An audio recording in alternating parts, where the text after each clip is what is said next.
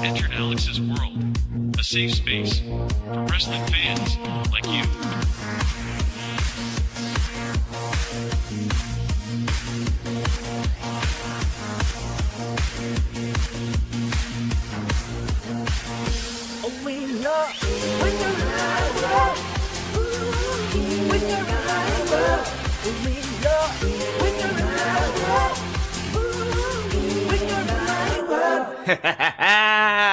Ladies and gentlemen, I've missed you so much. It's been literally 1 month since I've done a live stream on this channel, and it feels like I haven't left. Welcome to Alyx's World, a safe space for wrestling fans like you. I'm your host, Alyx, just Alyx. We back. We are back. And I don't know how to feel. I'm back live here on YouTube to once again give you guys a lovely review right here in Alyx's World, a safe space for wrestling fans like you. I was hoping, as always, when you're talking about All Elite Wrestling AEW, the weekly shows might not be all that great. Inconsistent is the best term to describe the weekly shows. But what has been consistent, usually what is consistent, are the pay-per-views. What's the one thing we always say when it comes to AEW? Although the weekly shows might not always deliver, sometimes they do, sometimes they don't. What always delivers are the pay-per-views. Anytime we put up the $50, Tony Khan always comes with it. I can't really say that about tonight's show. Not saying it was a terrible show. I won't even say it was a bad show. But when you compare it to Revolution this year, to Double or Nothing this year, to Forbidden Door this year, to All In, oh my goodness, Wrestle Dream, even Full Gear last month. When you compare it to those shows, it is a far cry from the quality we expect when it comes to AEW and their pay-per-views. If I can be 1000% honest with you, this might be one of their weakest shows in terms of pay-per-views. So much so, and this is how you know the show is a far cry from the other pay-per-views. One thing I'm usually keen on when it comes to these shows is the overall grade. It might not be perfect, but I damn sure will come up here and tell you, listen, if you watch this show for the in-ring quality, you are going to get one of the best shows all year. And I will slap an A on it, or a B+ or whatever. I'm usually really good at finding out what grade represents this show. But not tonight. This is one of the first times ever. Literally on my channel, this is one of the first times ever. I have no grade for this show. I have no idea what to give this show. Because I'm trapped between, okay, is it good enough? Or is it average? So I just said, you know what? I'm going to give it to the audience. You guys will decide what the grade is. And you can vote literally anywhere. You can vote here on YouTube, here in the live chat, the community tab. You can vote on Twitter. You can vote on Facebook. You can vote anywhere associated with me right now. By the end of the stream, I will look at all platforms, Twitter, Facebook. I probably should have done Instagram, but I didn't. And YouTube. And I will look at the combined grade of it and try to average it out. And whatever grade you guys decide, that will be the grade of the show. I have no idea how to grade this show. One of the first times I can honestly say that. I have no idea what to give this show. But if I can be honest with you, just straight direct, I feel like this show was snake bitten before it even got started. Today has been a roller coaster. It has been a roller coaster of so much shit. And I'm not going to even begin talking about the drama with Chris Jericho. I already did a video on it. I said in the video that I did earlier, I was not going to address the allegations in this live stream. I specifically want to talk about the show. Specifically. I will mention the crowd reaction to Chris Jericho during his match, but in terms of the allegations, I'm sorry, I'm not going to mention it. I'm just not going to do it. Because there's other crap that we have to get to. Stuff like Andrade and Idolo apparently finishing up. He is finishing up with AEW, and he will be moving on to other companies after tonight. When that clock strikes midnight in about 12 minutes, he will no longer be All Elite. He will be leaving and going elsewhere. Where that is, I have no idea. Who am I kidding? WWE. We all know he's going to see his wife in WWE, and that's fine. Keith Lee. Keith Lee, we don't know what the injury is, but apparently he is suffering from an injury that, and I'm not joking you, he has been dealing with since Grand Slam 2022. Last year, he has been dealing with this injury, working through it a full year. How is that possible? And the reason why I asked that, he hasn't been featured all that much. There was a long period of time that Keith Lee wasn't even getting TV time. So you would think, wherever the injury is, he would have had enough time to get surgery or whatever to heal up from it. But it was so severe, and honestly, I couldn't have noticed that he was hurt. I've seen him work Ring of Honor. I've seen him work Collision. He has been working a lot lately, so I thought everything was good. But tonight, he revealed on Twitter, I've been dealing with an injury for over a year, and it's gotten so bad that I might not be able to work tonight. He didn't work tonight. Keith Lee versus Swerve Strickland was once again postponed. This match is cursed. Snake bitten. Snake bitten. This match, I swear to God, if they had went on with this match, it probably would have been match of the night. We would have had a match of the year candidate. But for some reason, it just cannot happen. It keeps on getting snake bitten. I don't understand it. I just don't get it, y'all. I don't get it. But yeah, snake bitten. And the match we got in its place, Dustin Rhodes versus Swerve Strickland. Oh, Jesus Christ.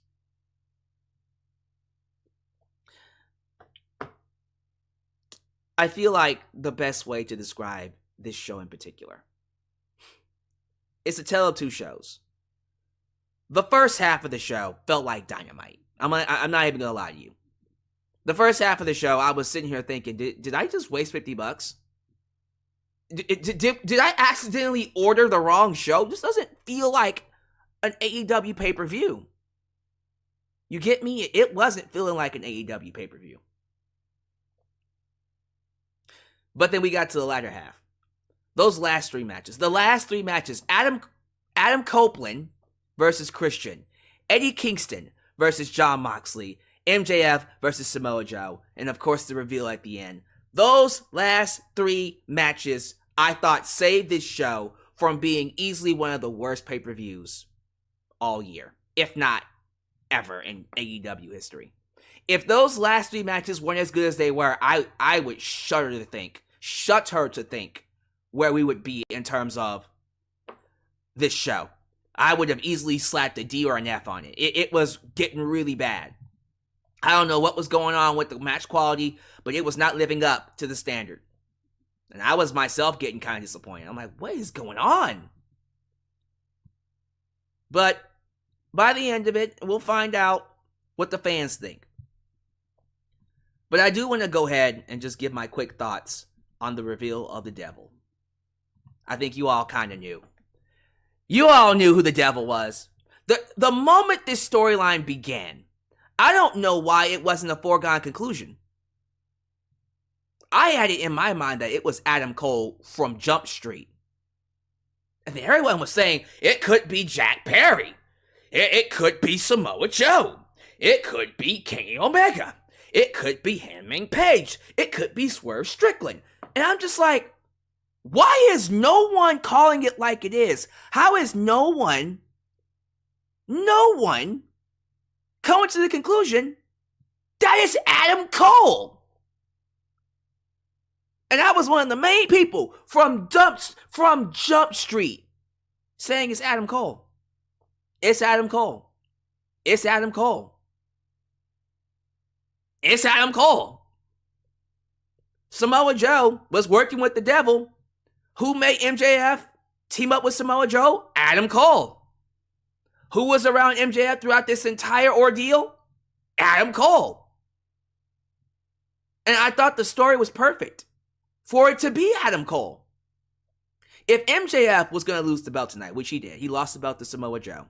And apparently, this comes from Fightful Select. Straight from Fightful Select, MJF will be taking time off. He will be taking time off to heal from his injuries. So how long that takes will probably be, I have no idea. I'm assuming Revolution. So he's going to be out for a while. He's going to be out for a while. If he was going to lose that belt tonight, the perfect person to do it, to cost him this belt, was the guy that was with him, was the guy that weakened him, was the guy that made him lose his edge. Because then it ties all the way back to their first match. Adam Cole couldn't beat MJF. I forgot what Dynamite that was. It went to a draw. And then he couldn't beat him at All In. So what he did was he weakened him. He became his best friend. He got inside his head. He made him lose his edge. And then in losing his edge, he lost the championship. And then at the end of it all, we had lost everything else, and he thought it couldn't get worse. He finds out that his best friend was the one behind it all. And so, the devil got betrayed by the devil. MJF got what was coming to him. Did we forget that he's one of the biggest scumbags ever? All the evil deeds that MJF has done over the last, dare I say, 4 years, they've all come back to bite him. They have all come back to bite him here. All of his evil deeds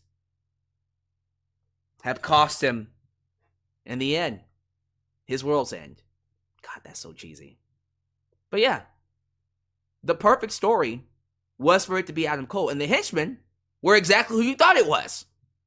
Wardlow and the Kingdom. Roderick Strong, Mike Bennett, Matt Taven, Wardlow. They were all a part of Adam Cole's group. No Kyle O'Reilly. No Bobby Fish. Interesting. Huh. So, that's the new group. The Devil and his henchmen. So, I'm very curious to know where we go from here. But, I do want to say this. I'm very curious to know what they're going to do without MJF. Because if MJF is going to take 3 months off,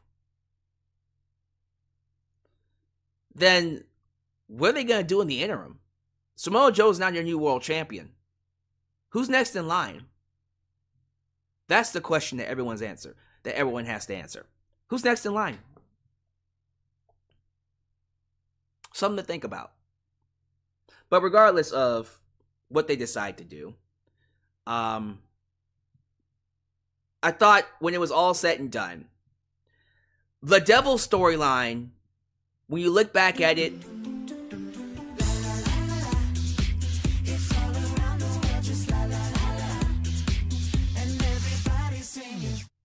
will not compete for the title today as AEW took all my money with this doozy of a show, rolling on the floor laughing. Oh man, sorry about that. $50, they took all your money? Damn.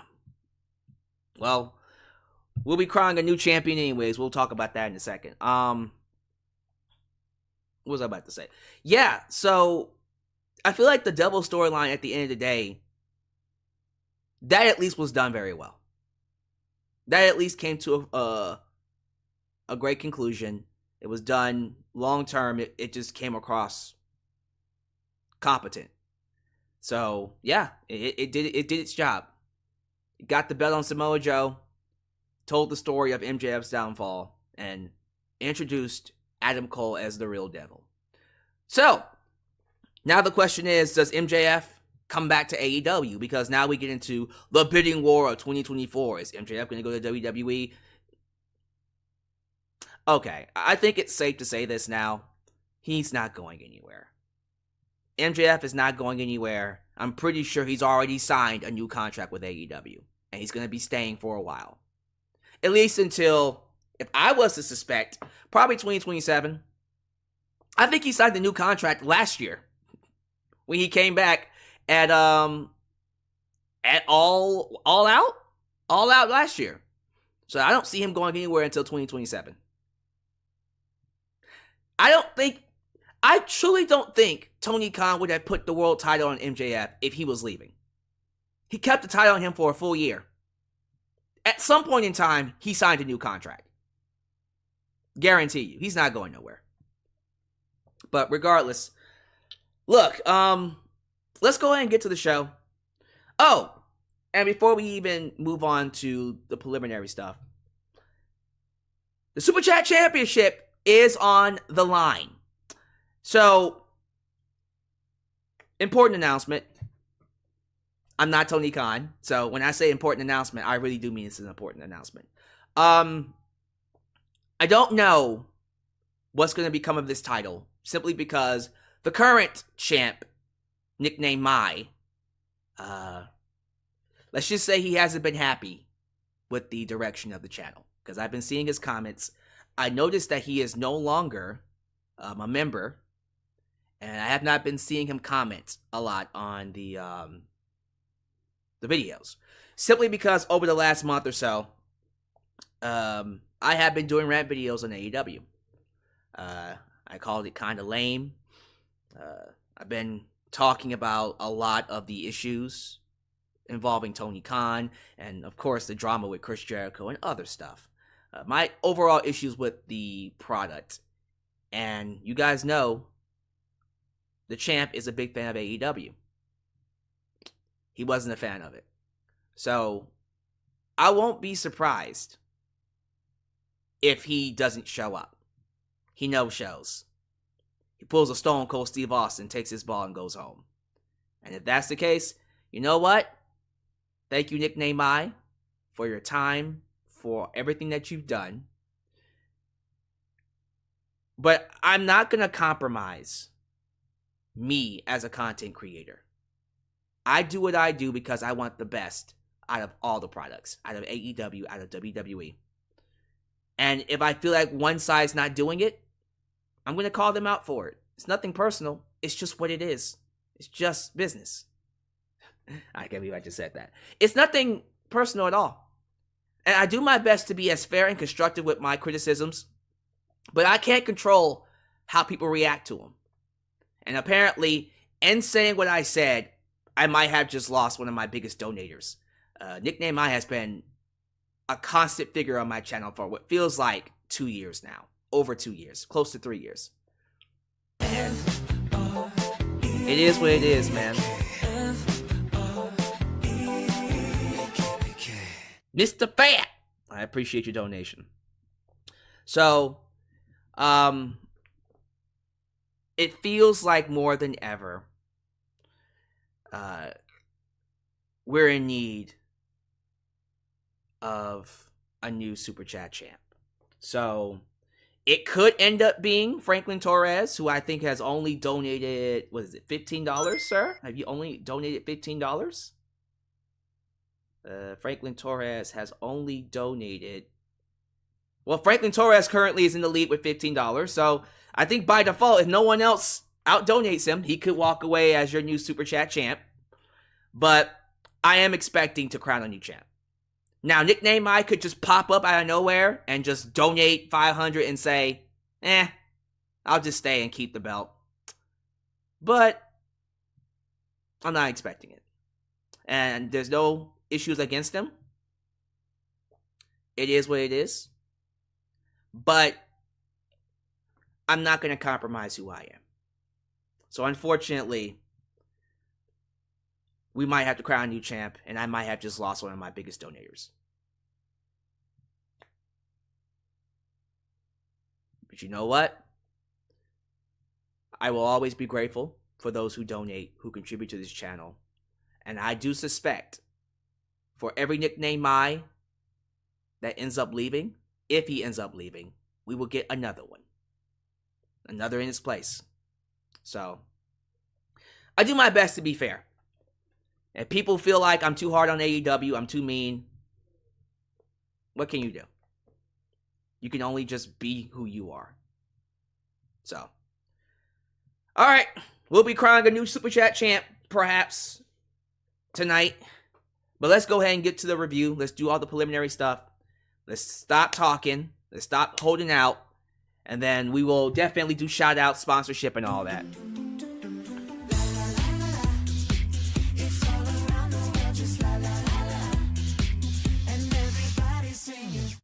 My tribal chief nickname, my don't leave us person facepalming. Well, Franklin Torres, I'm afraid the tribal chief might have just left us. Sorry. It is what it is. What can we do? But we still got the rest of the night. We will find out.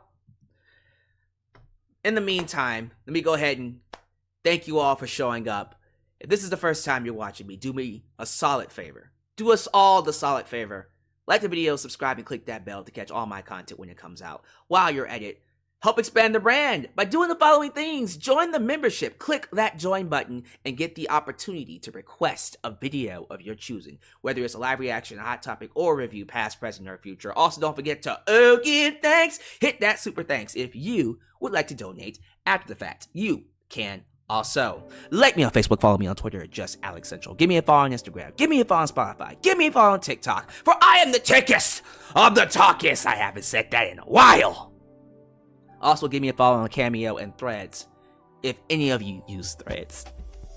Donate using PayPal, Patreon, Cash App, and Venmo. And yes, Super Chats are officially on. You can donate at any point in time during the broadcast to get your thoughts played live on the air. Email me at justalyxsworld@gmail.com for business inquiries, just to say hi and please. Get yourself a t-shirt today at Pro Wrestling Tees and Teespring. Get you an old school Deluxe Man t-shirt. Get you a new school Alyx's World t-shirt. But most importantly, get you a blonde hair, blue eyes, apple pie. My America, the remix t-shirt made by It's Janox and 5-Star Heart. All this down below in the description box.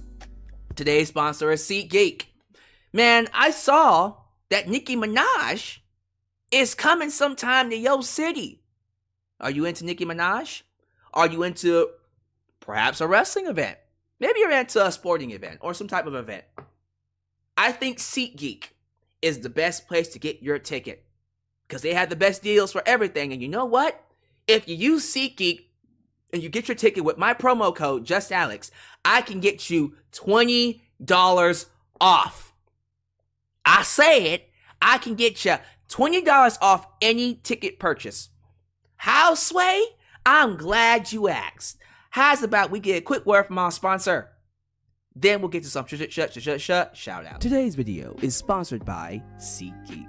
If you're a wrestling fan looking for access to great seats for any wrestling event near you, then you want to use this app. With over 28 million downloads, SeatGeek stands as the unrivaled #1 ticketing app in the market today. SeatGeek constantly delivers incredible deals on ticket prices. When you're exploring the app, keep an eye out for the special green dots that mark the best deals. What's even better is that every ticket you purchase is backed by SeatGeek's buyer guarantee, with the option to return your tickets and even swap them before the events. So here's an exclusive for you. If you click the link down below and use the promo code JustAlyx, you can get $20 off your first purchase. Yes, $20 off any ticket that you purchase using the promo code JustAlyx. This is a sweet deal that you could use literally right now. So don't wait. Click the link, download the app, and join the SeatGeek family today. Thank you all so much for joining me here. Oh, it feels good to be back. God, it feels so good to be back here on YouTube. You all know what to do. It's been a minute. So please show some love to the moderators. Ultra, Shadow 97, 5-Star Heart, Elias, Ademi, New Japan Pro Wrestling Girl, Khalil does everything. And of course, Big MGM, who helped keep this a safe space for wrestling fans like it is imperative that you guys hit that like button. I see 180 people live in this thing. 180 people watching me. Hit that like button. Get them likes up. This is perhaps the most I've ever had for an AEW stream. It's usually not this much. So thank y'all for joining me. I appreciate that. Get them likes up, ladies and gentlemen. Get them likes up. As you guys know, the Superchat Championship is on the line. Currently, Nickname Mai is in the lead with just $20. $20. He's in the lead with 20 bucks. Now, as I said before, I have no idea if Nickname Mai is going to show up. If he shows up and just decides to take it, he's probably going to drop a bomb. But right now, if you want to be Super Chat champion heading into the new year, all you got to do is beat $20. That's the amount to beat right now. Franklin Torres is in the lead with $20. So I do appreciate y'all for being here. Keep me updated. If I see anything crazy happening with the media scrum, which I haven't seen yet, I will definitely talk about it. So we will see. What did I say? I said Franklin Torres is in the lead with $20. Did I accidentally say Nickname Mai? See, I miss Nickname Mai, y'all. I miss him. But I ran him off, guys. I ran him off. What are we gonna do? What are we to do, ladies and gentlemen? If I run him off, I run him off. It is what it is. Alright, so let me go ahead and go to the top. And definitely get these shout-outs out the way. I see that donation from Mr. Tony Baptiste. Did you just steal the lead, sir? Tony Baptiste with $20. I think he now has $30, right? I think that puts him in the lead with $30. Yep, Tony Baptiste takes the lead with $30. There you go. Tony Baptiste might walk out as your new Super Chat champion. So we're definitely gonna go ahead and keep this train rolling. I expect it to get a lot more crazier as time goes by. But all right, while we let the donations come in and do their thing, we're definitely gonna go ahead and get these shout outs in. So thank you all so much. Hopefully I remember all your nicknames. I'm scared I don't remember some of your nicknames, but we're gonna go ahead and get things started. We got Debit.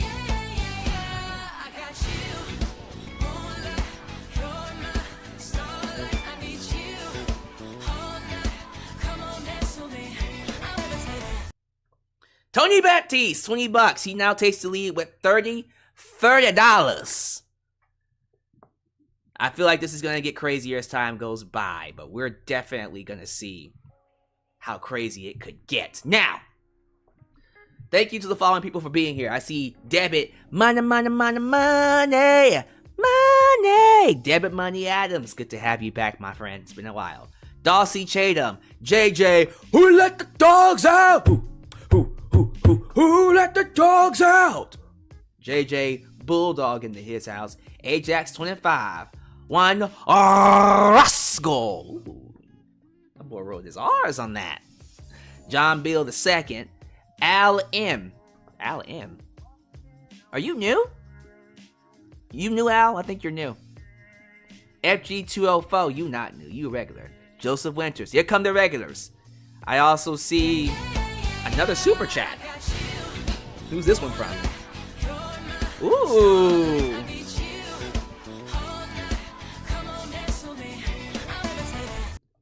You know a true fan when they can accept your opinion even when they don't agree. Yeah, but sometimes, I don't know, people just be... It's a rough time right now for fans, especially for AEW fans. But I'm not going to judge him. He can come in, he can leave, it's up to him. Higurashi with the $20. I think, Higurashi, you have just tied Nickname Mai. Excuse me, I say it again. Franklin Torres. You just tied Franklin Torres with $20. But Tony Baptiste is still in the lead with $30. That is the number to beat. $30. But let's continue. We got Kowagonk Sniper. The Al Johnson Show. He's asking what's happening at the media scrum. I have no idea. I have my moderators keeping me up to date on that one. See an update from Mercedes Moné. Really? Okay, well, if she's coming to AEW soon, we'll definitely have to talk about that. Rachel Buck does not like this show. She gave it an F. Jesus Christ. Prince Gaming. P-Funk. You dropped the funk on me, baby. You dropped P-Funk on me. Paid Enthusiast. Good to have you here, sir. He says Keith Lee got food poisoned. I hope not. That would really, really suck. We lost because of food poisoning. From Browntown, Mr. Robert Brown. Good to have you here, sir. I see Alyx King. He says, crown me. Crown the king. Well, if you want to be king, you're going to have to donate, sir. This ain't free. Slam Tackle TV. What if they put Andrade in the LWO storyline? Ooh, I don't know, man. I don't know. Kevin Dunn is leaving WWE. We will definitely talk more about that on Monday. I have a lot I want to say about Kevin Dunn and him leaving WWE. Adam Ritter, J.A. Universal, Doggo Creed 05, McNeil 99, Road Punk, Wide Skate, yeah. Road Punk. Mr. Road Punk, good to have you here, sir. Let me see here. Who else we got? Let's do three more. Three more. Joe Arredondo, good to have you here. Chemo Embryo and United. Okay. Hey guys, if I don't say your name, please don't be offended. It's not because I hate you. I do want to go ahead and get to this show. I have been talking a lot. I just miss y'all so much. I miss y'all. It's good to have you guys here. Oh, I forgot. There's a lot of people I didn't say their names because there's a lot of people here in the live chat. I didn't say Highway Dealing Danger. I didn't say the Cerebral Assassin Christopher Carter. I'll be sure to get y'all next time, I promise. But all right, we're gonna go ahead and end round 1 of the Super Chat Championship with Tony Baptiste. Tony Baptiste is taking round 1 with $30. Wow, Tony Baptiste. Mr. Tony Baptiste could end up being your new Super Chat champion. We're going to have to see how things turn out. Again, if Nickname I is here, if Nickname I is just hanging out, we'll find out what he does at the end of the stream. He might show up and be like, mine. But I'm not going to hold my breath. I think he might be gone, y'all. He might have just pulled a Brock Lesnar. It is what it is. All right, let me go ahead and talk about this. Because I see a lot of people telling me that Sean Ross Sapp is reiterating that Mercedes Moné is actually coming to AEW and it's imminent. So let me do some research with this really, really quickly. Let me see what people are talking about. Now, I told you guys already. If it's not going to be WWE, it's going to be AEW. So let me see here. Let me check the No. Okay. Well, this is a video clip from Zach, our good friend Zach. Let's go ahead and play it. Somebody says, no longer in conversations. The agreement contract is already signed. No. Walked away from conversations. No funny little wordplay bullshit. Nothing like that. If you're guessing, where do you think Mercedes shows up? Do you think AEW has any debuts on deck? I would expect her to be in AEW. That's what I'm expecting. I think it'll happen sooner than later. And that's what I'm personally expecting. Okay. So that's his personal expectations. I don't think it's confirmed that she's showing up in AEW. But look here, honestly, just use common sense, y'all. If her asking price is higher than what Charlotte Flair is making right now, and Charlotte Flair could be averaging somewhere between $3 million to $5 million over the next, 5 years, 3 years? And Mercedes wants more than that, She wants her own bus. What other company can afford her? Oh, of course.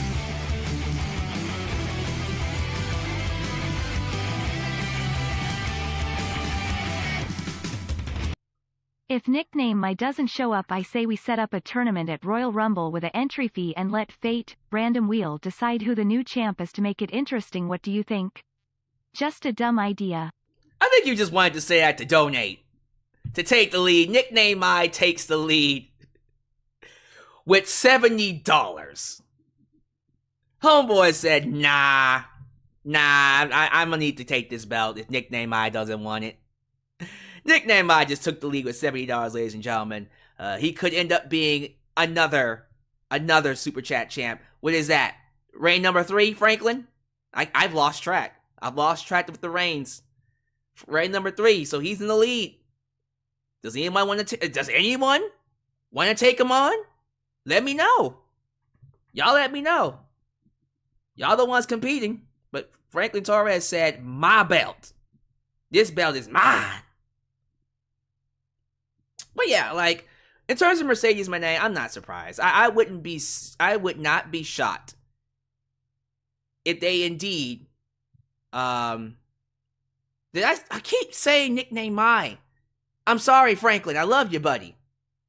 But Franklin Torres takes the lead. I'm really expecting Nickname My to show up and be like, boo, bitch.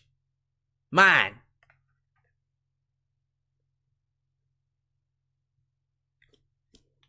But anyways, I'm gonna stop saying Nickname My because I miss him.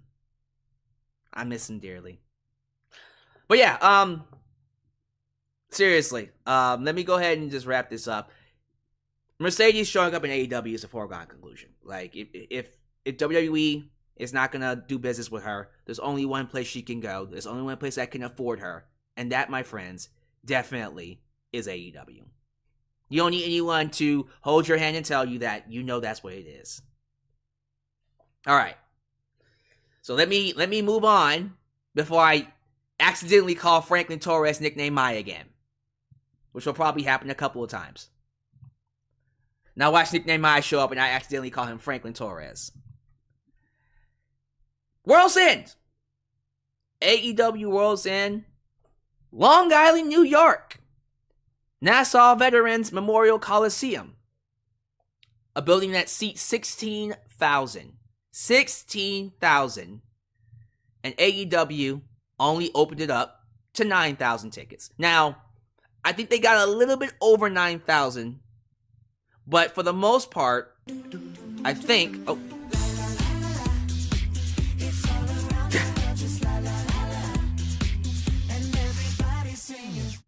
I'm serious. Oh, so you really want to do a tournament and just basically have an entry fee and then we just randomize it? We'll see. We'll see. What I might do is a secondary title and do it that way. Have an intercontinental champ and have that guy decide. Or I might do a prize with it. We'll definitely figure it out. We'll play with it. What was I saying? Yeah, so they only opened up the Nassau Coliseum to 9,000 seats. You guys know how I feel about AEW booking these big arenas and not trying to sell it out. Like, I forgot what the name of the building is, but Greensboro, which is going to be where Sting retires Revolution next year, 13,000 already. They're going to sell that out. And that building holds, I think, 18,000, 20,000, 18,000. They're going to sell that out. You know AEW can sell these buildings out, but they have to put the right people on the cards. They have to have the right story. And once again, this is a card that took way too long. It took way too long to build to. We didn't get the card until literally the week of. Like, literally this week. And then when we got to the night of, we had to cancel a match because of Keith Lee's injury. So, I think AEW going into 2024 needs to do a better job of setting up these matches a lot sooner so we know what the cards are going to be way before we get to the pay-per-view. And I think once we know who is on the card, people can then decide, okay, you know what?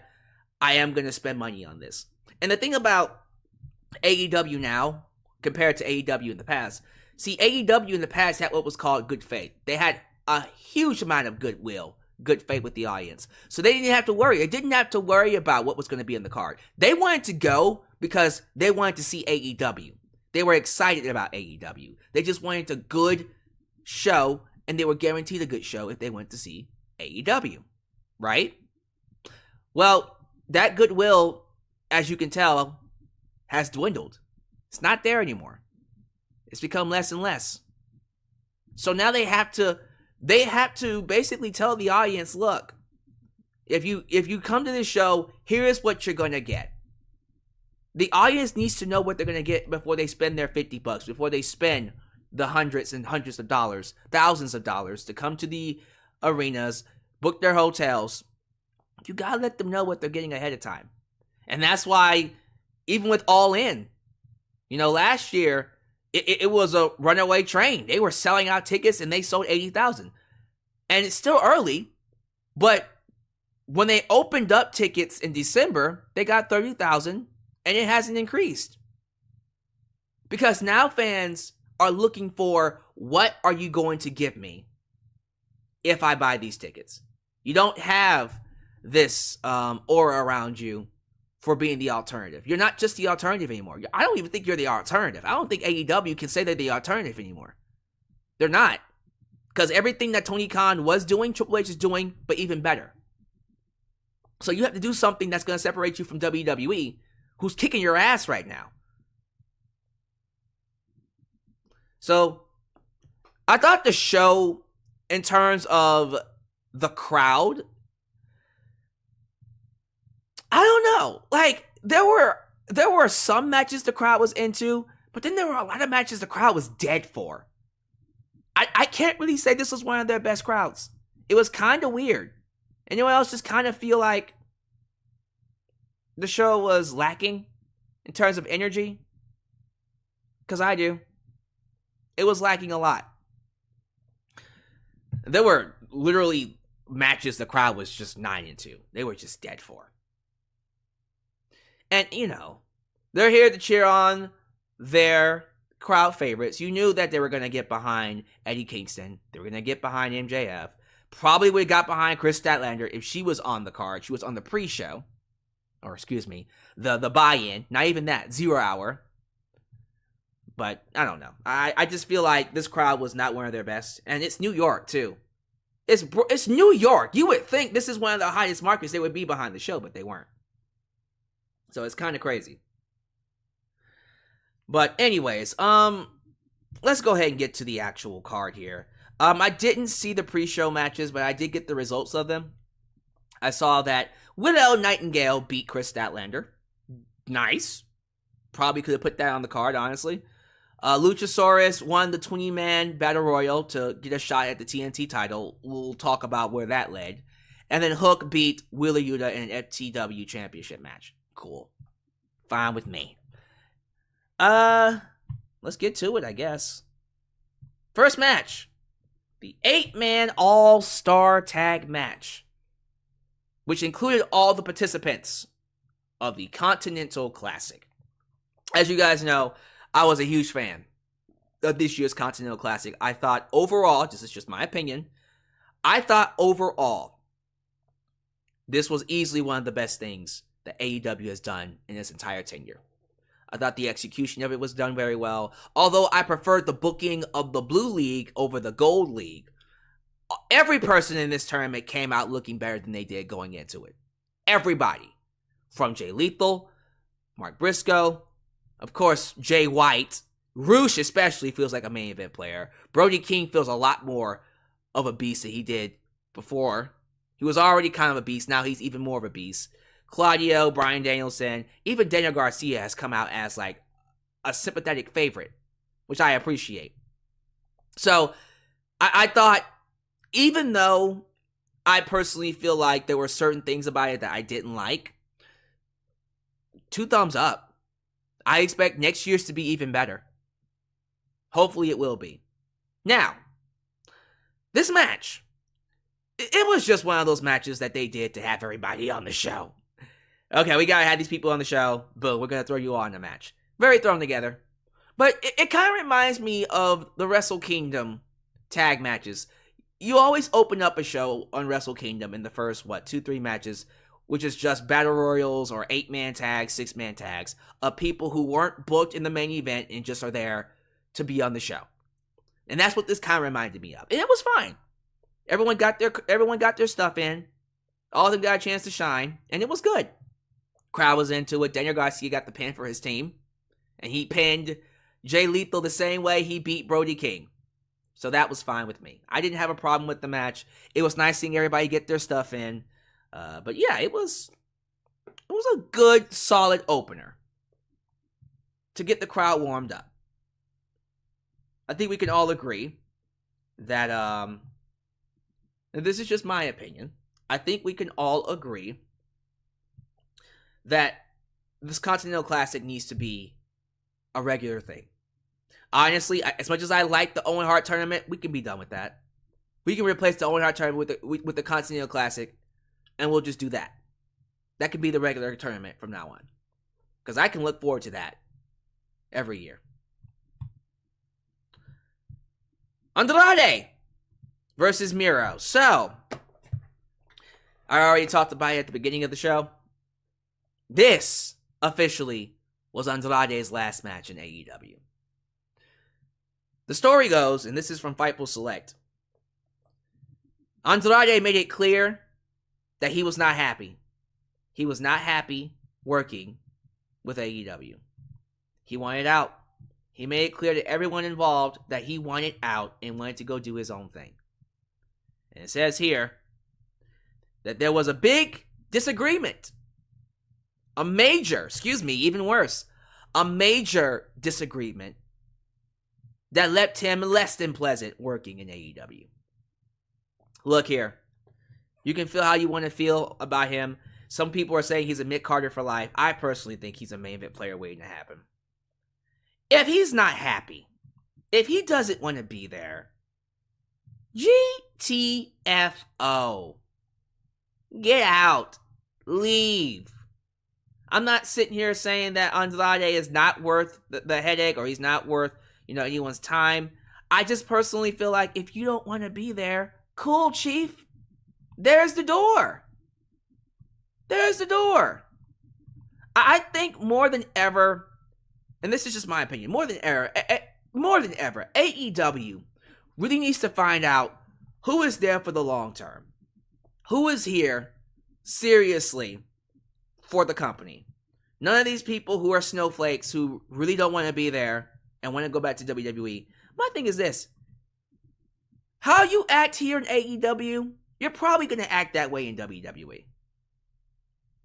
Now, Andrade, there could be multiple factors to why he wants to leave, besides his booking, besides the fact that he wants to be a main event player and he wants to be a world champion.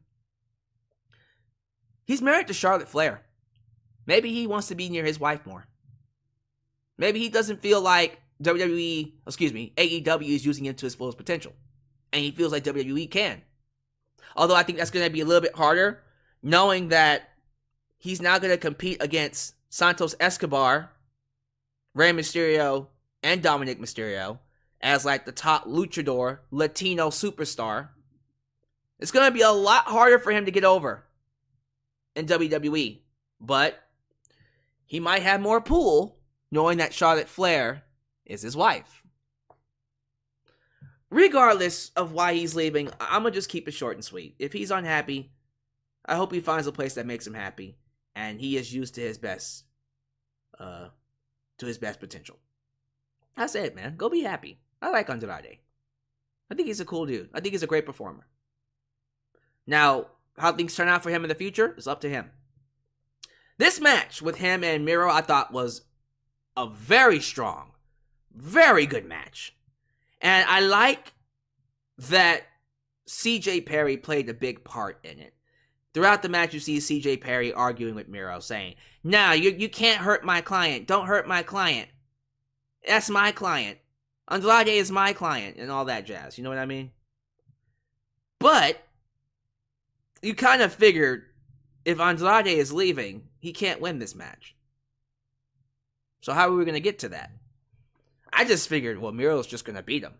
And then CJ Perry was just going to move on to someone else, right? No.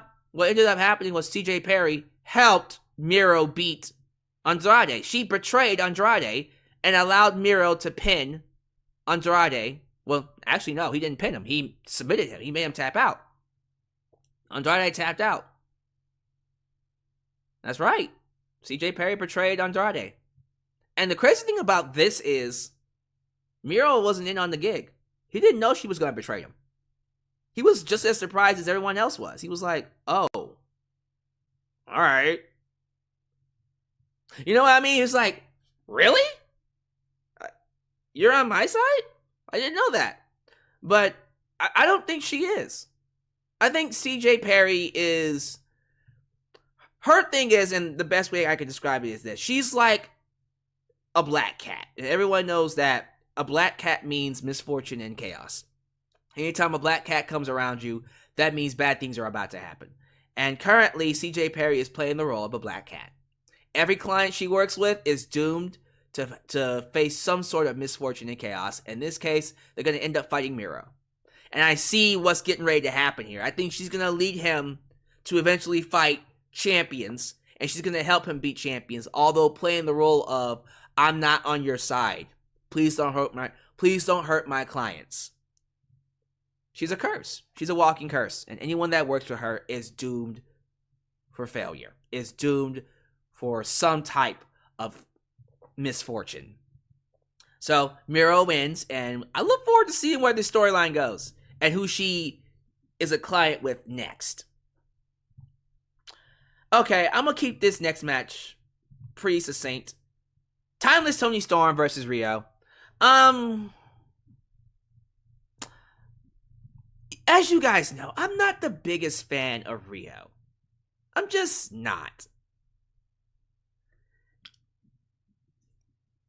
I'm sorry. I just feel like, and this is just me personally, it is hard for me to get invested or to buy any match involving Rio. Because, and it's not because of her size per se, it's just how she works. Because I've seen people the size of Rio hit like Mack trucks and believably create the idea that they could whoop anyone's ass. I know a lot of people love Rio.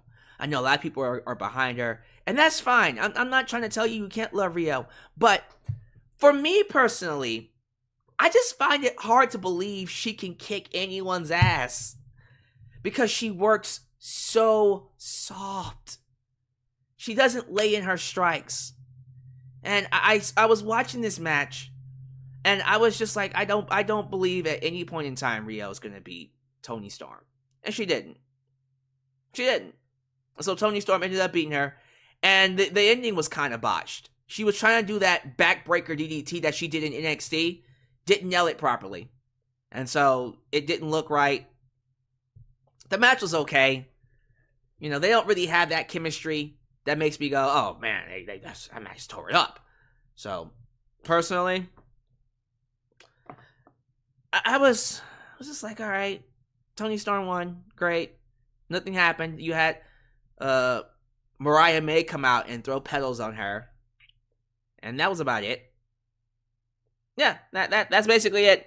No advancement in the storyline. Although I did see Toni Storm talk about a particular free agent out there who may want a shot. I think that basically is indicating that Mercedes Moné might be coming in to get a shot at Toni Storm, which hopefully is the case. Or maybe Julia. Who knows? Maybe both. But yeah, if you like Rio, I'm not going to give you a hard time about it. She's just not for me. She's just not for me. Speaking of matches that are not for me. Oh, God. Oh, this frustrates me. This frustrates me beyond hell. Swerve Strickland. Swerve Strickland was supposed to be fighting Keith Lee tonight. But, as you guys know, talked about it at the beginning of the stream, Keith Lee apparently was not medically cleared.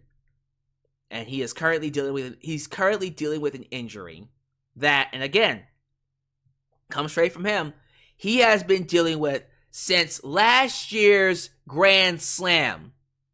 Since Swerve and Keith Lee lost the tag team titles, he has been dealing with this injury for over a year. And apparently he's been doing okay with it. He's able to work with it, but it got worse at Final Battle. I don't know what his injury is. He hasn't specified how bad it is. Whatever it is, it stopped him from working tonight. And at the very last minute, they put Dustin Rhodes in there. Because, well, him and Keith Lee are a tag team that no one cares about.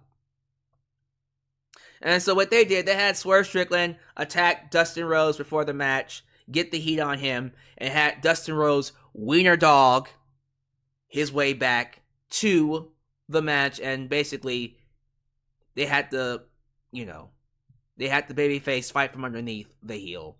And they made Swerve look vicious and dominant, which is what the whole point of the match was. It didn't feel like a pay-per-view match. I'm sorry. I respect Dustin Rhodes. I will always love Goldust. This did not feel like a pay-per-view match. This felt like a Dynamite match. If that. Swerve wins. Towards the end of the match, actually after the match, you see him go up the ramp, and then he motions around his waist that he wants a title shot.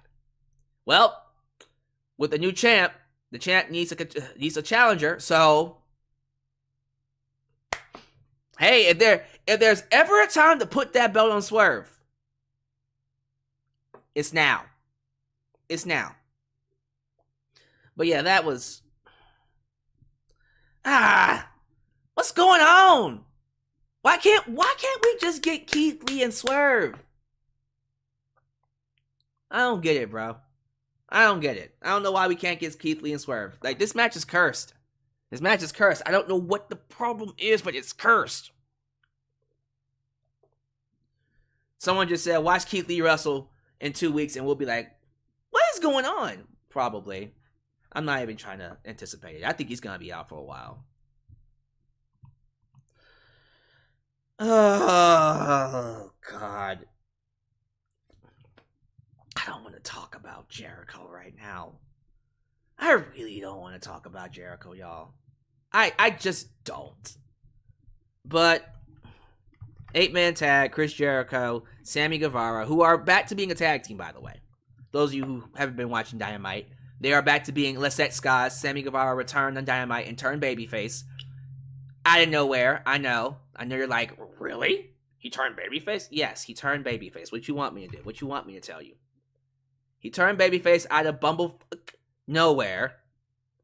And he's back to being a tag team with Chris Jericho. Now, this tag team. Usually, I would be all for Chris Jericho, Sammy Guevara taking those tag team belts off of Ricky Starks and Big Bill. And if what happened today didn't happen, I still would be there. But now I don't know. After what's going on with Chris Jericho and the craziness surrounding him and Kylie Ray and the allegations and all the drama that started because of Nick Hausman, I don't know if it's a good idea for Chris Jericho to be on TV right now. That crowd, it's crazy to me the power the internet can have over your entire career. The influence it can have in real life. There is no kind of evidence, nothing at all that can make you think Chris Jericho came on to Kylie Ray in a very negative, forceful way. It's all hearsay. And these are allegations that have been out since 2020. But whatever it is, this crowd turned on him. New York turned on Chris Jericho. There were a lot of boos. It was a mixed reaction at first, but as the match went on, they turned on Jericho. And I don't think that's fair to him. Like, innocent until proven guilty. Once he's proven guilty, then boo him. But people have already made up in their minds that him coming on to Kylie Ray actually did happen. And he forced himself onto her. And again, if that is true, That's not okay. You do not force yourself onto someone in a working environment, especially someone of Chris Jericho's status, someone of power, in a powerful position. But I'm so sick of this drama, man. I hate the fact that this match got affected by that. And it put the entire match out of whack. Like, I don't even remember anything that happened that was substantial. It was just a match that was there. It was there. The babyfaces won. Sammy Guevara got the pin on Ricky Starks. So again, the little sex guys are going to get the title shot. But I think it's sad because this is Sting's last match. This is one of Sting's last matches. His final match that he will have in New York City. New York. Excuse me, not New York City. And this is the match we get. I don't know how I feel about that.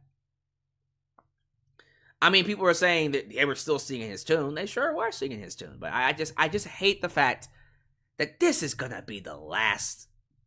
This is going to be Sting's last match in New York. That's lame. That's just lame to me. Speaking of lame. Oh, Jesus Christ. Speaking of lame. What I thought was perhaps my least favorite match of the entire night. And I'm not saying the match was terrible or bad. It's just, you just know two people who don't have good chemistry. These two are it. I didn't really like this match. Julia Hart, your TBS champion, taking on Abaddon. This match was...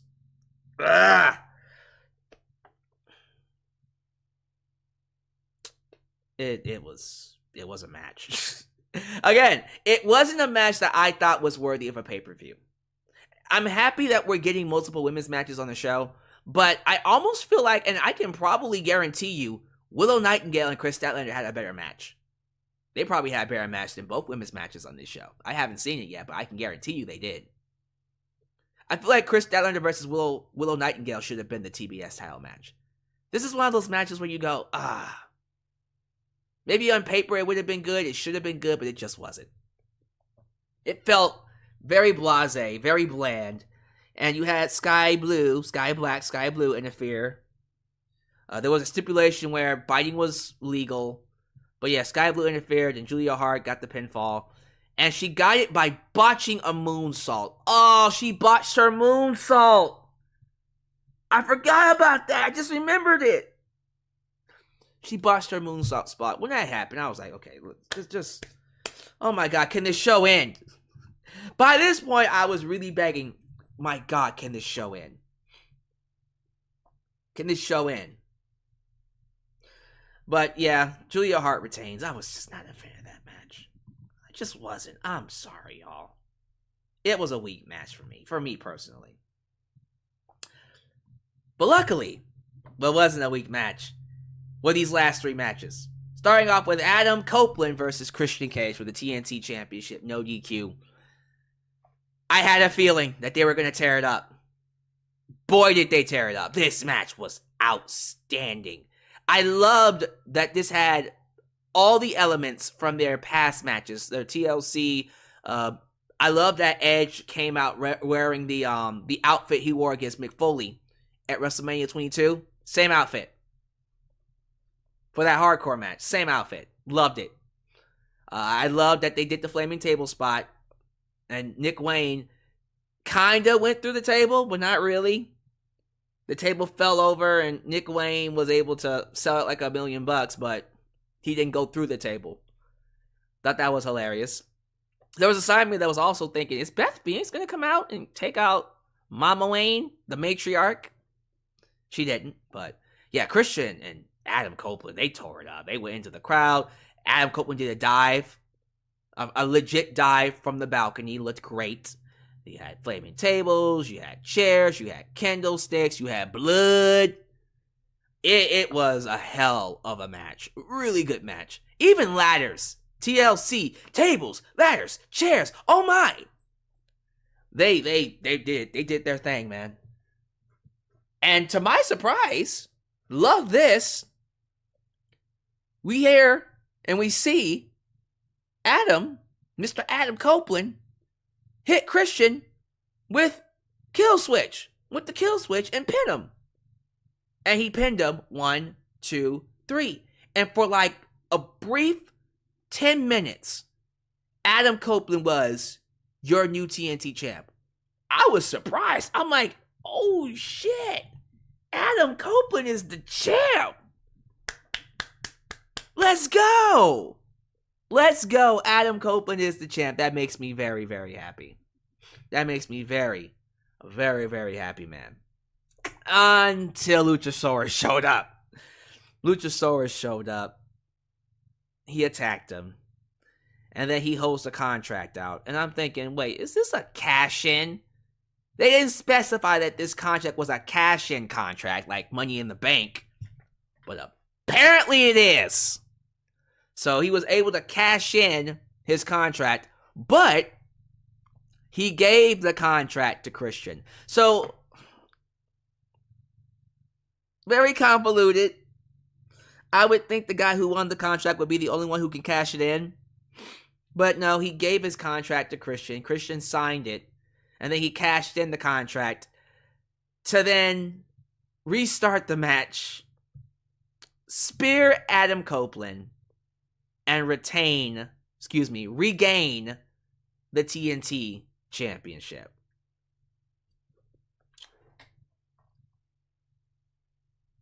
You know, I want to hate it because it was very contrived. Kind of felt kind of forced, not gonna lie. But I actually like it. I actually like it. And let me tell you why I like it.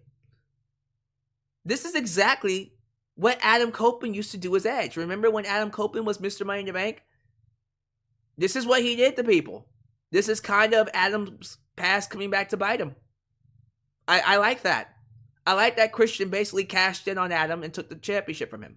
So now, we are guaranteed one more match between the two. Probably a Revolution. I hope so. One more match. One more. And I hope that's a TLC match, and it is for the TNT title. And that's when Adam Copeland actually does win. I know a lot of people were pissed off, though. I just feel like it worked so well with the story that I can't be mad at it. I thought all of it was outstanding. I love this entire thing. I love that Christian is still the TNT champ for some BS reasons. And it also set up Luchasaurus turning on him in the future. So, you know what? I think overall, this was fine. As we get closer to Revolution, I feel like it's going to mean a lot more. And then when Adam Copeland does beat him, then it's going to be big. But, yeah, a lot of people didn't like it. I don't mind I don't mind you saying it was kind of bad. Because I see people saying the match, the actual match was fantastic, but the overbooking of the second match was not it. But I think overall, in terms of the story, what they were doing, I thought it was outstanding. I thought it was great. And I didn't hate it because it was good heel heat for Christian. Great heel heat. He is so going to make the most of that. So going to make the most of that. What I thought was probably match of the night, not probably, is match of the night. Eddie Kingston, Jon Moxley. The finals of the Continental Classic. These two went to war. First off, Bryan Danielson on commentary. Loved him. Loved him on commentary. Fantastic work. But these two went to war. Not a single second in this match was boring. It felt like a Japanese strong style New Japan Pro Wrestling match. It was a Japanese strong style New Japan Pro Wrestling match. It was every bit as hard-hitting, ground and pound, in your face, balls to the walls, stiff fest that you would want. It was outstanding. The crowd loved every second. And especially knowing that Eddie Kingston is from New York. Of course, the hometown hero. Well, the home state hero. I think he's from Brooklyn, not Long Island, but the home state hero was going to be loved. And these two, oh, I loved it. I loved the match. I would definitely go back and rewatch it. There were moments in there where Eddie was chopping the hell out of Jon Moxley. You can tell there was one or two chops that really rocked Jon. I'm like, he ain't selling. He ain't selling. That actually rocked him, which is what they want. They hit each other hard on purpose. And so, love the ending where Eddie just knocked Jon Moxley the fuck out with that Hurricane. and pinned him 1, 2, 3. And Eddie Kingston, who started off at 0, remember, he lost his first 2 matches, and we all thought that he wasn't going to go to the finals. Ended up coming back from nothing and winning the whole thing. He is now your Triple Crown champ, the New Japan Strong Style champ, the Ring of Honor World champ, and now the AEW Continental champion. He has 3 belts. Great moment. Well deserved. And then afterwards, you see Jon Moxley and him embrace. Hug it out. Hug it out. Hug it out. It was a great moment. One of the best moments, honestly, of this entire pay-per-view. And again, something that saved the show from being perhaps one of the worst shows all year. And then we get to the main event. The main event of the evening. MJF, a man that's working with a torn labrum and all sorts of injuries, took on Samoa Joe in a rematch from Grand Slam in September. I had a feeling going into this match, and I said to myself, are they going to get the belt to Samoa Joe? And people were like, nah, the person that's taking the belt off of him is going to be Adam Cole. And you have every right to think that. I'm not going to say that you're wrong there. I personally thought that it would make the story feel right if MJF lost everything. He lost everything. As in, he lost the title, he lost his edge, and then he lost his best friend. I had a feeling they were going to reveal the devil tonight. But I wasn't sure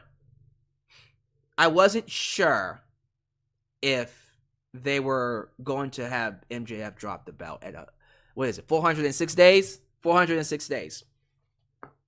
As the match was going on, and you saw Samoa Joe absolutely dominating him, he hit a freaking muscle buster on the apron, and he landed, and when I say MJF landed on his neck. Samoa Joe hit a goddamn muscle buster and had MJF land on his neck. That was crazy. Absolutely insane. Insane in the membrane. And I'm sorry, from that point forward, I was like, I think Joe's taking this. And then I knew he was taking it. When that referee bump happened, and then MJF went to ask Adam Cole for the diamond ring, and Adam Cole's like, I can't find the diamond ring. I can't find it. Oh, here it is. I was like, he's stalling. Samoa Joe gets him in the coquina clutch. That was it. And I loved the reaction of the crowd. So Samoa Joe hooks MJF in the coquina clutch. MJF passes out. They do the arm thing. 1, 2. And everyone's expecting MJF to hold his arm up in the third one. No. It falls. And the crowd goes silent. It was dead air inside the arena when his arm fell. And then Bryce Remsburg, he's like, oh my God. Ring the bell. The bell rings. Samoa Joe wins. Samoa Joe beat MJF. He is now your new AEW World Champion. Holy shit. Samoa Joe hasn't won a world title, a main world title, since 2008. Almost 20 years ago. That was the last time he won a world title. He is now the world champion in AEW. Incredible. That makes me so happy. I love that Samoa Joe, at the age of... How old is Samoa Joe? 44! At the age of 44, he moves like he's 38 or 36, by the way. At the age of 44 is the world champion, and I love that he's going to get a chance to run with that belt. Might not be a long run, but he gets a chance to run with it. And that makes me happy. That makes me very happy. I think he deserves one world title run before he calls it a day. But man, when MJF lost that belt, everyone was like, oh my God.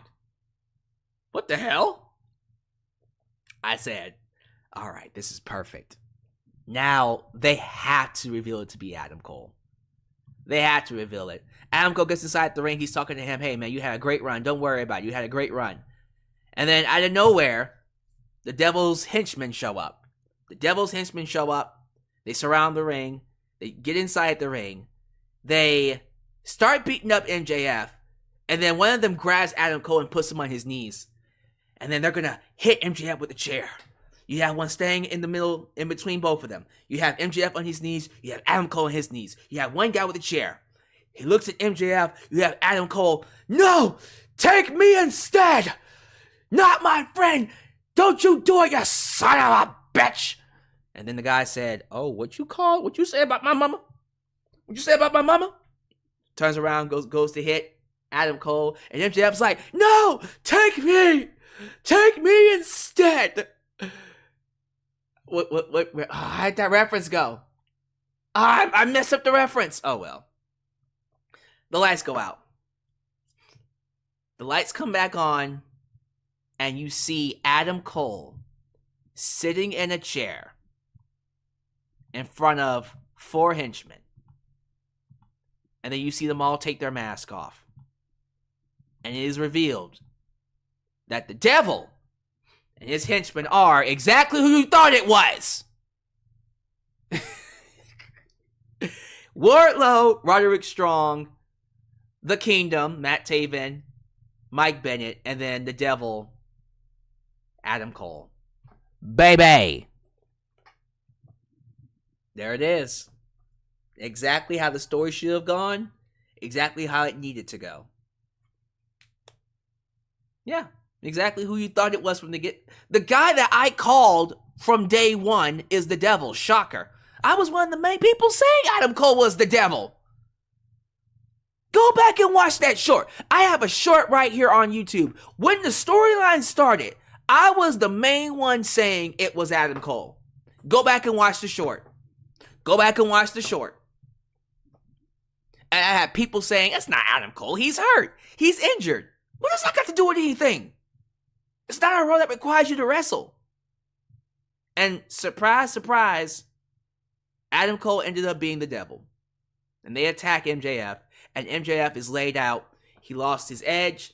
He lost the world title. And he lost his best friend. He's lost everything. This was his Empire Strikes Back. It was his World's End. Oh my God, that's so fucking cheesy. But that's how it ended.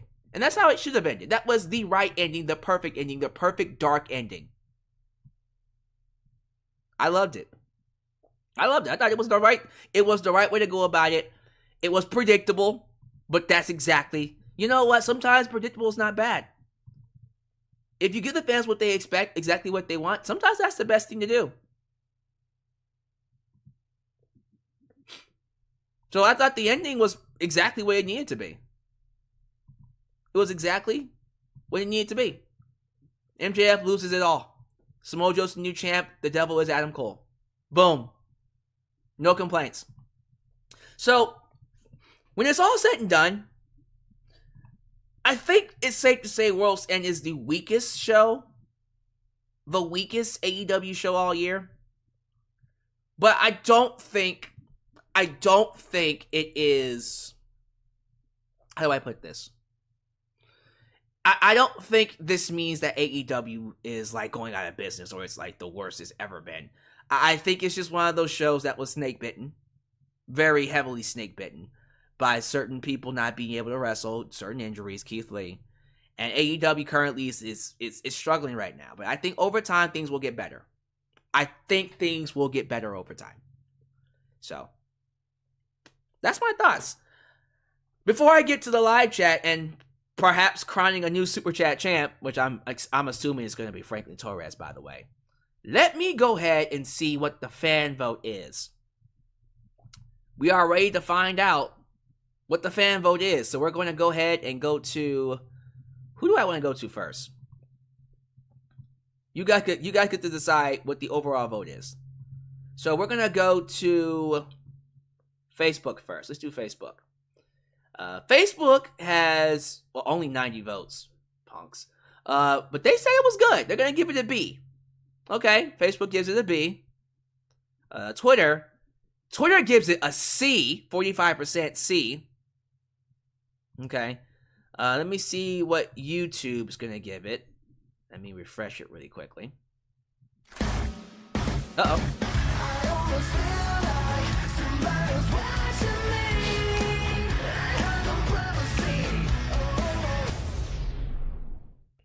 Hashtag the man who tricked the devil. Hashtag the man who tricked the devil. Stephen Brom, I appreciate the donation, sir. So, recap. Facebook said B. Twitter said C. YouTube says... Ooh, it's close on YouTube. It's really close on YouTube. Check this out. YouTube says literally neck and neck, 34% B. And then the live chat is going to say B. 32% of the live chat said B. Okay, so average B. Yeah. You know what? Yeah, that's fair. A B? B minus, solid. B minus.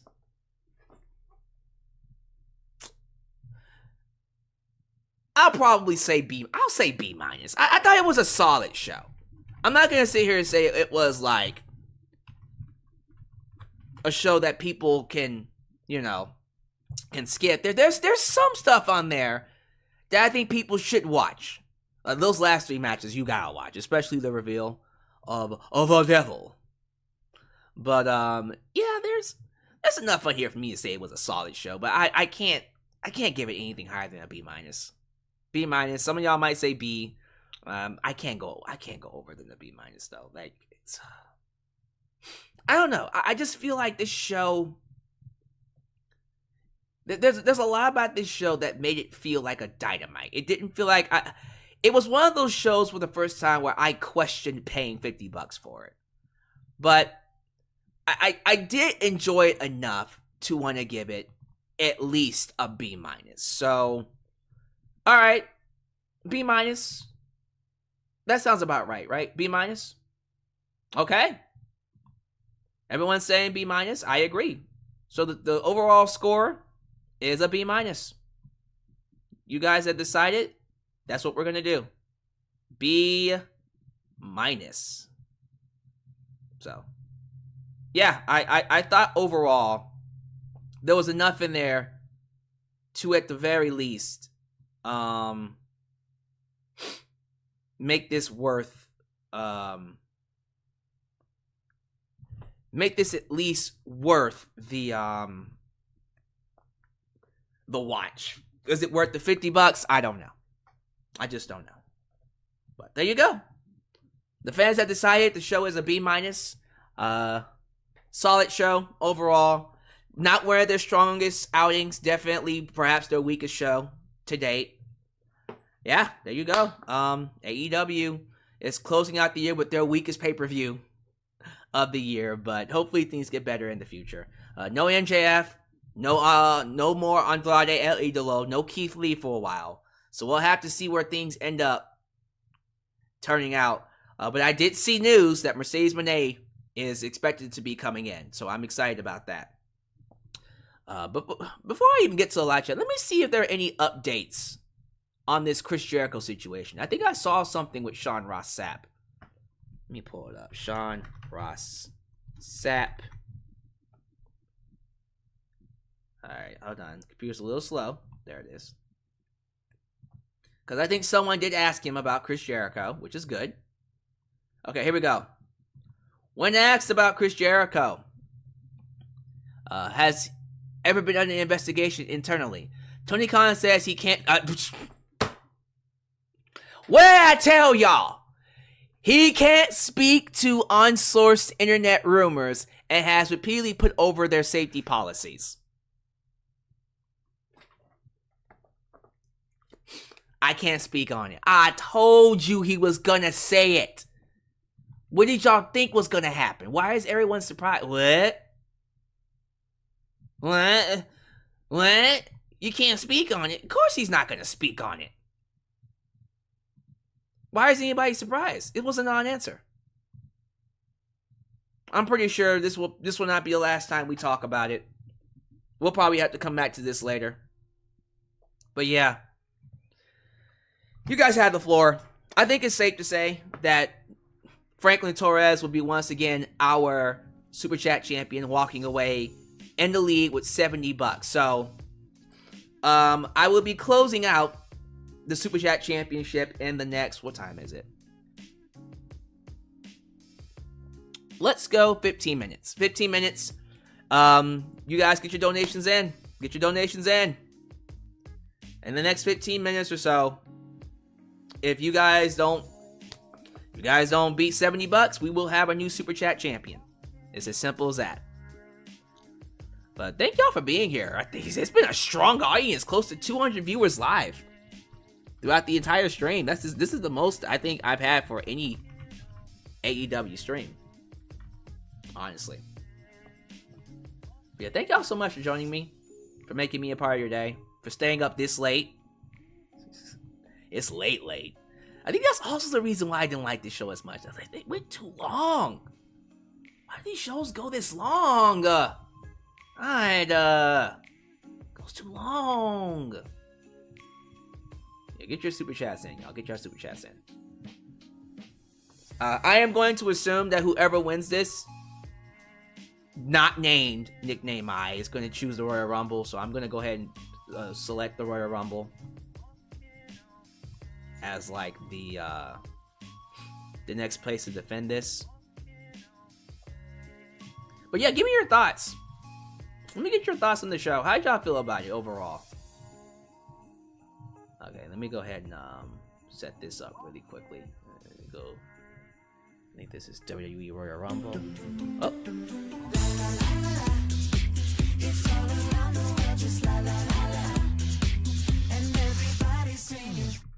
On May 4th, 2028, if he is still champion, Roman Reigns will officially surpass Bruno Sammartino's WWE title reign. November what? May 4th, 2020. He's not going to be champion for that long. Seriously, that he'll be champion for that long. I would be very surprised. Very, very surprised if he's champ for that long. And I see a lot of people giving Nickname Maya a lot of trouble for taking his ball and going home. Again, y'all, look, I'm not going to give anyone trouble for deciding what they want to do with their time. You know, I don't like forcing people to come here and, you know, donate. But I'm not gonna compromise my morals.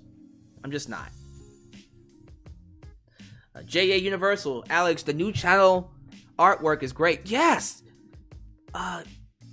Shout out to Ally, ALY, who helped design this channel art. She is phenomenal. Phenomenal work. I love her. I appreciate her for her time and for making this channel artwork for me.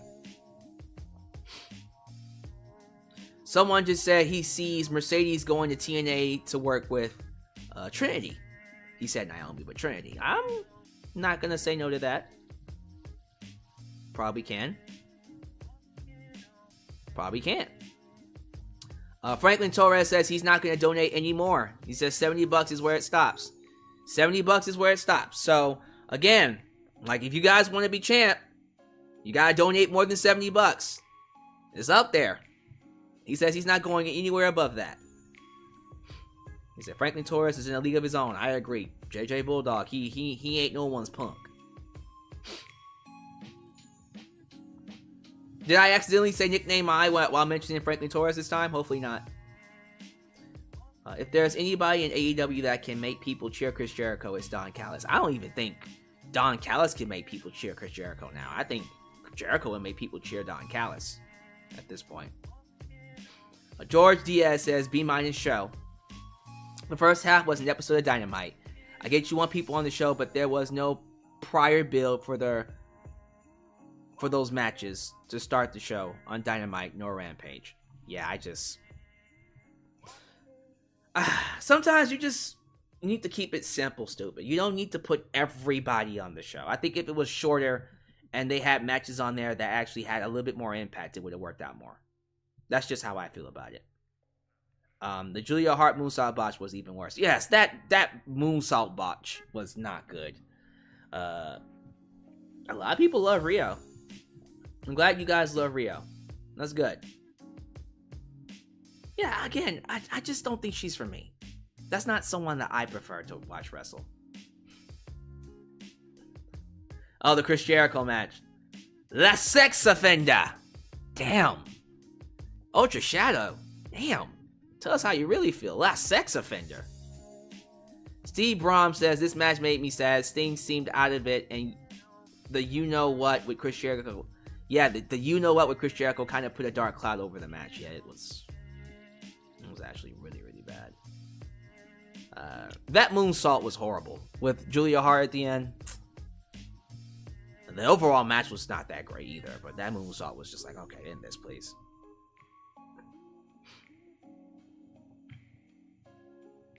Why do certain wrestlers keep botching in matches? Lack of training. You know, they don't do it enough, so of course they're probably just going to be botching more than usual. They advertised the Battle Royal as TNT title shot anywhere, anytime. Is that what they advertised it as? I don't remember it being advertised like that, but I guess you're right.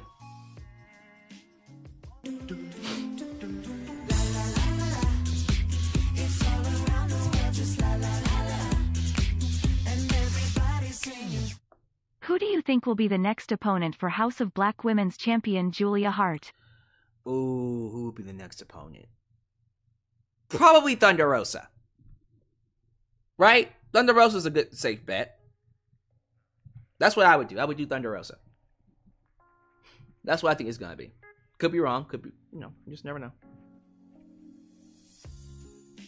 You can always do it Willow. I would think Willow would get a title shot. Isn't she like the Owen Hart Cup winner? What did she get out of that? Nothing. How'd y'all feel about Edge and Christian? Edge versus Christian. Yeah, a lot of people were disappointed that Keith Lee didn't show up for his match, but it is what it is. Let me see here. Yeah, Edge versus Christian was so much better. That match was, I keep saying Edge versus Christian. Adam Copeland versus Christian Cage. Yeah, that match was a hell of a match. And the stuff afterwards, again, I liked that Christian pulled a tactic that got Edge success in WWE. Adam Copeland's success. He cashed in on him.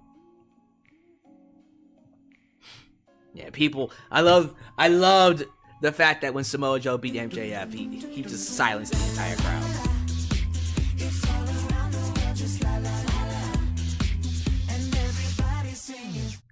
What letter grade would give the AEW creative product in 2023?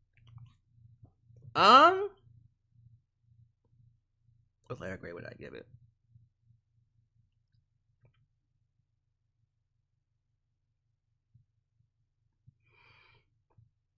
So, the first half. So it's a tricky question because pay-per-views to me have been stellar this year when it comes to AEW. Outside of this pay-per-view, for the most part, they've been stellar. The weekly shows have been inconsistent. So, if the pay-per-views are getting an A or an A plus or even an S, and the weekly shows are getting maybe a C plus, C, okay, what does that average out to? B minus, B minus, C plus. I'm gonna be nice to say solid B minus, solid B minus overall. Solid B minus is fair. There are some weeks where it was great. There are some weeks it wasn't. So, some people are gonna say C, overall C. I'll say B minus. I'll be nice to say B minus, just to answer your question. The reign of terror for MJF is over. Yes, it is. The reign of terror of MJF is definitely over.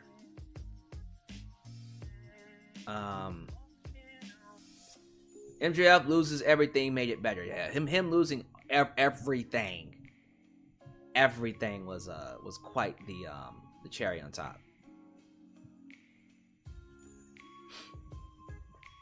All right, guys, I think it's fair to say that no one's gonna out-donate Franklin Torres. So, yeah, let me go ahead and crown him as your new Super Chat champ. He will be defending the belt, if I'm not mistaken, at the Royal Rumble. So, congratulations to Franklin Torres. Thank you so much, sir, for continuing to support the channel. You are a 3-time? Is it a 3-time or 4-time champ? I think it's a 3-time champ, actually. So, congratulations, Franklin Torres, for becoming the new Super Chat champion. There it is. Franklin Torres is once again the champ. He will be defending the belt at the Royal Rumble. So, it is what it is. I don't know what else I can add to that. Uh-oh, Franklin Torres says he refuses. You refuse? I mean, dude, you're the highest donator, so I can't give it to anyone else. So I know he doesn't want the belt, but it's kind of hard for me. It's like, if you don't want the belt, I don't know. Shoot. Now Franklin Torres is saying he doesn't want to be champion no more. But you donated the most, bro. I appreciate the donations. I know people are just like, people probably just wanted Nickname Mai to be champ, but he's not. He ain't here.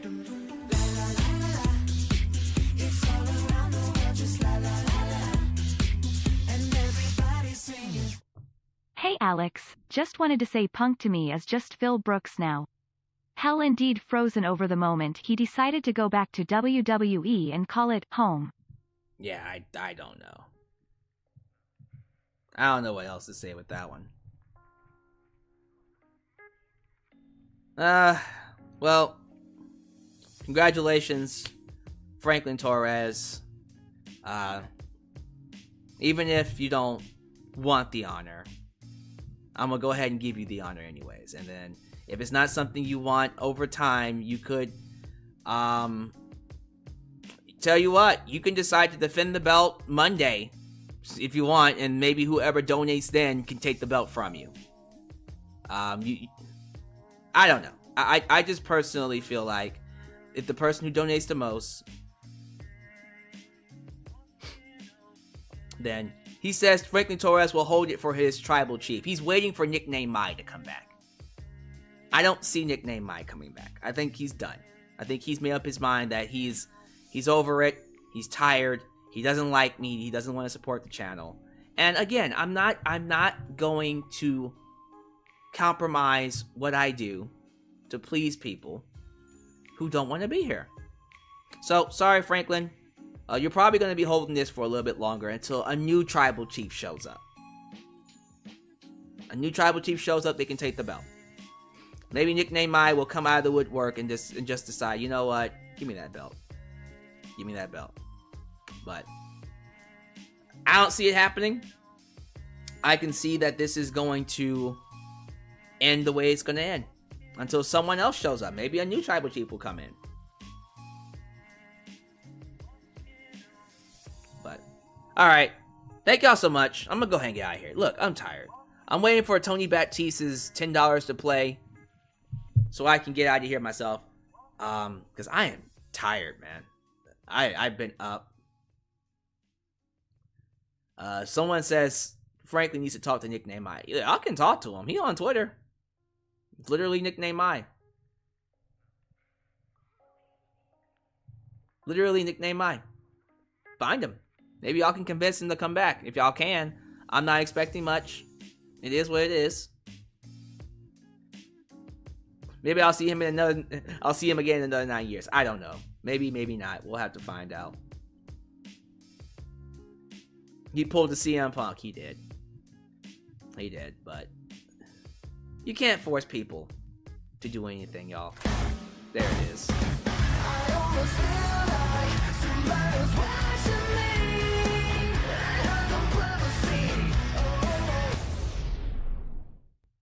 Thank you, Tony Baptiste, with another donation. And that is going to close out tonight's Super Chat Championship.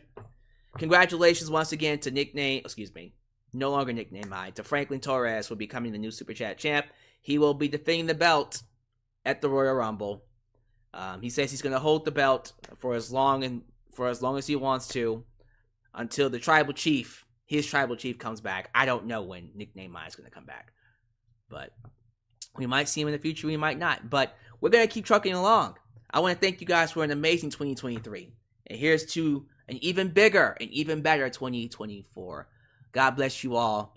Thank you so much for joining me on this stream. As you follow out, do all the YouTube things. Like the video, subscribe, and click that bell to catch all my content when it comes out. Follow me on social media, Facebook, Twitter, Instagram, TikTok, and donate using PayPal, Patreon, Cash App, and Venmo. Happy holidays, Happy New Year, and I'll see you guys Monday for WWE Raw Day 1. So stay tuned for more right here in Alyx's World, the place that is, was, and forever will be a safe space for wrestling fans like you. 1 second before I go. My phone just made a noise. Okay. Do not know who that is. I thought someone had sent a donation. But yeah. Safe space for wrestling fans like you. Thank you all so much. Take care of yourself. When you're